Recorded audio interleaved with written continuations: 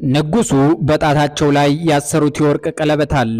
ይህ ቀለበት ነገስታት ጭንቅ በሚመጣበት ጊዜ እጅ ላለመስጠት በውስጡ ያከማቹትን መርዝ ጠጥተው ይሞታሉና እርሳቸው ከቀለበቱ ጋር የሚያደርጉትን ጨዋታ በቅርብ ርቀት ተከታትላችሁ ለዚህ ተግባር ለመዋል ከሞከሩ ፈጥናችሁ አስጥሉ የሚል አብሮ የተሰጠን ትዕዛዝ ስለነበር በተንቀሳቀሱ ቁጥር ወደፊት ጎንበስ ወደኋላ መለስ በማለት ውጥረት ውስጥ ገብተን ነበር። ይህን የሚሉን ሻለቃ ደበላ ዲንሳ ናቸው። ሞቶ መኖር በተሰኘው ግለ ታሪካቸው ውስጥ ጽፈውታል። መስከረም 2 ቀን 1967 ዓ.ም በሆነ ጊዜ ግርማዊነታቸው ለ43 ዓመታት ከቆዩበት ዙፋናቸው ሲገፈተሩ የሆነውንና የቀለበታቸውን ነገር የገለጹበት ሁኔታ ለብዙ ምርምር የሚጋብዝ ነው። ከዚህ የደበላ ዲንሳ ማስታወሻ የምንረዳው ምስጢረኛዋ የቀዳማዊ ኃይለ ሥላሴ ቀለበት የመርዝ ብልቃጥ ናት ተብሎ ይወራ እንደነበር ነው። በዚሁ የደበላ ዲንሳ ማስታወሻ ውስጥ አወዛጋቢዋ የጃንሆይ ቀለበት ከወርቅ የተሰራች መሆኗም ተጽፏል። የቀሩት ጥያቄዎች የቀለበቷ ሌሎች ምስጢሮች ምንድናቸው? ጃንሆይ ይችን በምስጢር የተሞላች ቀለበት ከየት አገኟት? ካረፉስ በኋላ ማን ወሰዳት? የሚሉ ይሆናሉ። የዚች ታሪከኛ ቀለበት ምስጢሮች ከጥንት የንጉስ ሰለሞን ጥበብ እስከ ኢትዮጵያዊ ልጁ ቀዳማዊ ምኒልክ፣ ከቀዳማዊ ለሥላሴ የ43 ዓመታት ፍጹማዊ አገዛዝ እስከ ኮሎኔል መንግስቱ ኃይለማርያም 17 በደም የተሞሉ ክረምትና በጋዎች፣ ከአንድ አነጋጋሪ የገንዘብ ቦርሳ እስከ 12 ቢሊዮን የተሰወረ የኢትዮጵያ ዶላር ይዘልቃሉ። ይህን ያህል አነጋጋሪና ትንፋሽ የማታሱጥ መሆን የተቻላትን ምስጢራዊት ቀለበት በተመለከተ ስንመራመር መልኳንና አኳኋኗን ባይናቸው ካዩት ዘነበ ፈለቀ የተባሉ የቤተ መንግስት ሰው ጋር እንተዋወቃለን። እሳቸውም በማስታወሻቸው አስገራሚዋ የቀዳማዊ ኃይለ ሥላሴ ቀለበት ከነጭ ወርቅ ወይም ከብር የተሰራች ትመስላለች። የፊት ለፊቷ ጎባጣው አካሏ በአራት ማዕዘን የተሰራ ሙዳይ መሰል ቅርጽ ያለው ሲሆን በሚያንጸባርቀው የአልማዝ ፈርጥ ላይ የቅዱስ ጊዮርጊስ ምስል ተለብጧል። በጎን በኩል ሲጫኗት በረቀቀ ብልሃት የተሰራች ትንሽ መክፈቻ እንደ ሰንቲ ተስፈንጥራ ብቅ ትላለች። ይህችን ታምረኛና ሚጢጢ መክፈቻ የተመለከታት ማንም ሰው የንጉሱን ልዩ ልዩ ምስጢራዊ ሰነዶች መያዣ ሻንጣ ከፈተች ቢባል ማመን ይቸግረዋል ሲሉ አስነብበውናል። ገስት ተጫን ያክለው ይህችን የንጉሱን ምስጢራዊ ሻንጣ መክፈቻ በሆዷ ደብቃ የቆየችው ቀለበት ንጉሱ ዘወትር ከቤታቸው የማይለዩዋትና ፎቶግራፋቸውን የተመለከተ ሁሉ ሻንጣቸው ላይ የሚያያት መሆኗን ገልጿል። ጸሐፊው ዘነበ ፈለቀ ምናልባትም የዚችን ቀለበት ምስጢር ከጃንሆይ ቤተሰቦች ውስጥ አንድም ሰው ያውቅ ይሆናል ይሉናል። ነበር የተሰኘው መጽሐፍ አዘጋጅ ዘነበ ፈለቀ ወይም ገስት ተጫኔ ይችን አጓጊ ንብረት ሊመለከቷት እንዲችሉ በደርጎቹ ዙሪያ መሆን ነበረባቸው። ደርጎቹም እዚያች ምስጢራዊት ቀለበት ላይ እንዲያተኩሩ ያደረጓቸው ራሳቸው ጃንሆይ እንደ መቃዠት እያደረጋቸው ቀለበቴን ምን ልታደርጉ ነው? ቀለበቴን መልሱልኝ በማለታቸው መሆኑን ዘነበ ፈለቀ ነግረውናል። ግርማዊነታቸው እንዲህ መርበትበት የታየባቸው ከኢትዮጵያ ሕዝብ ደብቀው አከማችተውታል የተባለው ገንዘብ ሊከፈት ሲል ነበር። የኋላ ኋላ ያችን ከሞላ ጎደል ከእስራኤሉ ኃያል መሪ ከጠቢቡ ሰለሞን ዘንድ እንደተገኘች የሚታመንባትን ትዕንግርተኛ ቀለበት ሌፍተናንት ኮሎኔል መንግስቱ ኃይለማርያም ወልዴ አያና በቁጥጥራቸው ስር እንደዋሉ አሰምተናል። አንድ የሌፍተናንት ኮሎኔል አጥናፉ አባተ ዘመድ ደግሞ መንጌ ቀለበቷን ሲወስዱ አጥኔ የቀዳማዊ ኃይለ ሥላሴን ሰዓት እንደተረከቡ ነግረውናል። የሀብት ክፍፍላቸው በስልጣን ተዋረዳቸው ልክ መፈጸሙን ስንመለከት የቀለበቷን አስፈላጊነት እንረዳለን። ራሳቸው የደርጉ ሊቀመንበር ኮሎኔል መንግስቱም ቢሆኑ ያችን ቀለበት በቁጥጥር ስር መዋላቸውን አልደበቁም። ሌፍተናንት ኮሎኔል መንግስቱ ኃይለማርያም ተአምር ትሰራለች የሚባልላትን የቀዳማዊ ኃይለ ሥላሴ የጣት ቀለበት በእጃቸው ያስገቡበትን አጋጣሚና ሁኔታ ለገነት አየለ አንበሴ የነገሯት እንደሚከተለው አድርገው ነበር። ቤተ መንግስት የነበረው የንጉሱ የግል ካዝና እንዲመረመር ተደረገ። ሲከፈት በጣም ልዩ በሆነ ረቂቅ ስራ የተሰራ የቆዳ ቦርሳ ተገኘ። ያ የቆዳ ቦርሳ የተቆለፈ ነው። ቁልፉ የለም። ቁልፉ የት እንደሆነ አንድ ውስጥ አዋቂ የሆነ ሰው ጠቆመን። ስም አልነግርሽም። በጣም ጠንካራ ግን ትንሽና ረቂቅ በወርቅ የተሰራች ቁልፍ ነች። ይችን ቁልፍ እሳቸው በእጃቸው ላይ እንደ ቀለበት አስረዋታል። ስለ ቀለበታቸው የሚወራው እውነት ነው። እጃቸው ላይ አድርገዋታል። እሱን ለመጠየቅ ሲሄድ ነው ለሁለተኛ ጊዜ ያየኋቸው። ቀለበቱን ስጡን አልኳቸው። እሺ ያሉና ሰጡን። መጀመሪያ ለምንድን ነው አሉ። ይመለስልዎታል፣ ቁልፉን እንፈልገዋለን አልኳቸው። በምን አወቃችሁ አሉ።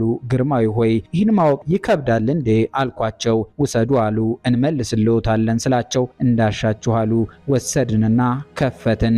ሌፍተናንት ኮሎኔል መንግስቱ ኃይለማርያም ቀደም ብለው እንዳደረጓቸው ካመኗቸው ጥቂት ነገሮች አንዱ ይችን ቀለበት መውሰዳቸውን መግለጣቸው ነው። ግና ለጃንሆይ እንመልስልዎታለን ብለው ቃል ገብተውላቸው ነበር። ቀዳማዊ ኃይለ ሥላሴ ግን እንዳሻችሁ ማለታቸውን ኮሎኔል መንግስቱ ነግረውናል። በመጨረሻ ያችን ቀለበት በቃላቸው መሰረት ለንጉሱ ይመልሱላቸው አሊያም በአራዳ ቋንቋ ላሽ ይበሏቸው በገነት አየለ አንበሴ መጽሐፍ ውስጥ አልተጠቀሰም። ዘነበ ፈለቀም በቀለበቷ የሚከፈተው ቦርሳ የያዘውን ነገር እንጂ የቀለበቷን ፍጻሜ አልነገረንም።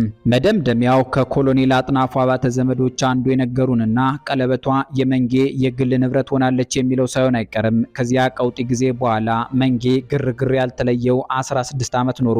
ኢትዮጵያን ተረጋግተው መምራት አልቻሉም።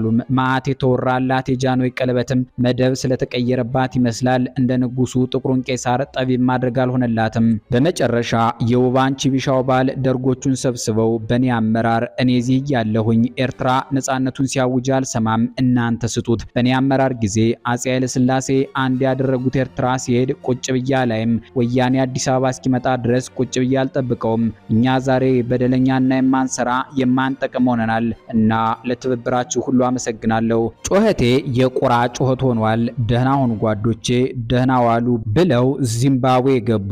እዚህ ላይ ወሳኙ ጥያቄ ኮሎኔል መንግስቱ ኃይለማርያም ያችን ከቀዳማዊ ኃይለ ሥላሴ ጣት ያገኟትን ቀለበት ይዘዋት ወደ ሙጋቤ ሀገር ሄዱ ወይ የሚለው ነው። ከሌፍተናንት ኮሎኔል መንግስቱ ኃይለማርያም አጃቢዎች አንዱ ነገሬ ብላ ገነት አየለ አንበሴ እንደጻፈችው ከሆነ መንጌ ከሀገራቸው የሸሹለት ሳምሶናይት ይዘው ነበር። እዚያ ሳምሶናይት ውስጥ የቀዳማዊ ኃይለ ሥላሴ ቀለበት ትኑር አትኑር የሚያውቁት ራሳቸው ኮሚኒስት ነኝ ባዩ ኮሎኔል መንግስቱ ናቸው። በሳቸው እምነት መሰረት እግዚአብሔር ራሱ የዚያችን ሳምሶናይት ምስጢር አያውቅም።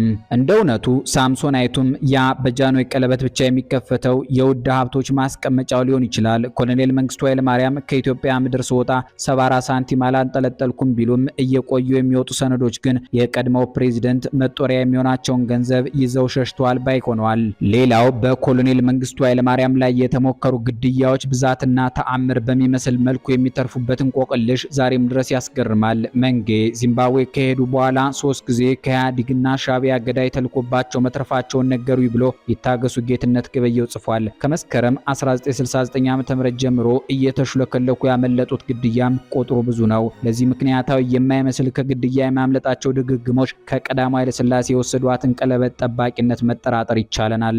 እርግጥ ነው ቀለበቷ በመኖሯ መንጌን እንደ ንጉሥ ኃይለ ሥላሴም ሆነ እንደ ንጉሥ ሰለሞን ጠቢብ አላደረገቻቸውም ተባብለናል። ከታከለ ወልደ ሐዋርያትና በቀይ አንበሳ መጽሐፍ ላይ ከተጠቀሰው የጃንሆይ ግድያ ሞካሪዎች ግርማዊነታቸው እንደተረፉት ሁሉ መንጌም ከተስፋዬ ደበሳይም ከመለስ ዜናዊና ኢሳያስ አፈወርቅ የሚያመለጡባት ዕቃ ያቸው ቀለበት ልትሆን ትችላለች።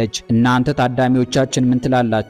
ስለ ቀለበቷ ምን የተለየ ነገር ታውቃላችሁ? በትክክል ሌፍተናንት ኮሎኔል መንግስቱ ኃይለማርያም ሐራሬ ወስዷት ከሆነስ ለማን አውርሰዋት የሚያልፉ ይመስላችኋል? አስተያየት መስጫ ውስጥ ጻፉልን። እኛ ቀለበቷ ለመሆኑ ከየት ፈለቀች የሚለውን ጥያቄ ለመመለስ እንሞክር።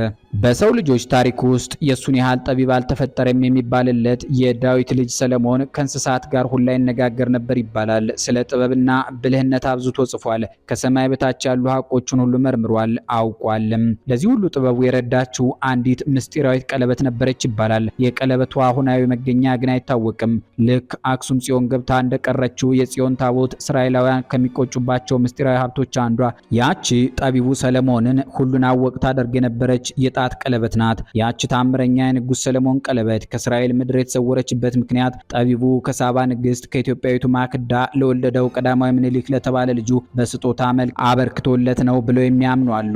ለዚህም ከምድረ እስራኤል ወጥታ የማታውቀውን ታቦተ ጽዮንን ለኢትዮጵያው ንጉሥ ለቀዳማዊ ምኒልክ መስጠቱን ምሳሌ አድርገው የሚጠቅሱ አጋጥመውናል። እነሆ የሰለሞን ስርወ መንግስት ወራሽ እንደሆኑ በ923 እና በ948 ህገ መንግስቶቻቸው አድምቀው ያጻፉት ራሳቸውን ሞአንበሳ ዘመነገደ ይሁዳ ቀዳማዊ ኃይለ ሥላሴ ንጉሠ ነገሥት ዘኢትዮጵያ ብለው የሰየሙት ምናልባትም በኢትዮጵያ ነገስታት ታሪክ በብቸኝነት ራሳቸውን አንቱ ለማለት እኛ የሚለውን አገላለጽ ሲጠቀሙ የነበሩት ምስጢራዊው ንጉሥ ተፈሪ መኮንን ከ3000 ዓመታት በኋላ ያችን አነጋጋሪ የጠቢቡ ሰለሞን የጣት ቀለበት በቁጥጥራቸው ስር እንደዋሏት ይታመናል። የማታ ማታ ግን በኮሎኔል መንግስቱ ኃይለማርያም እጅ ገብታለች ይባላል።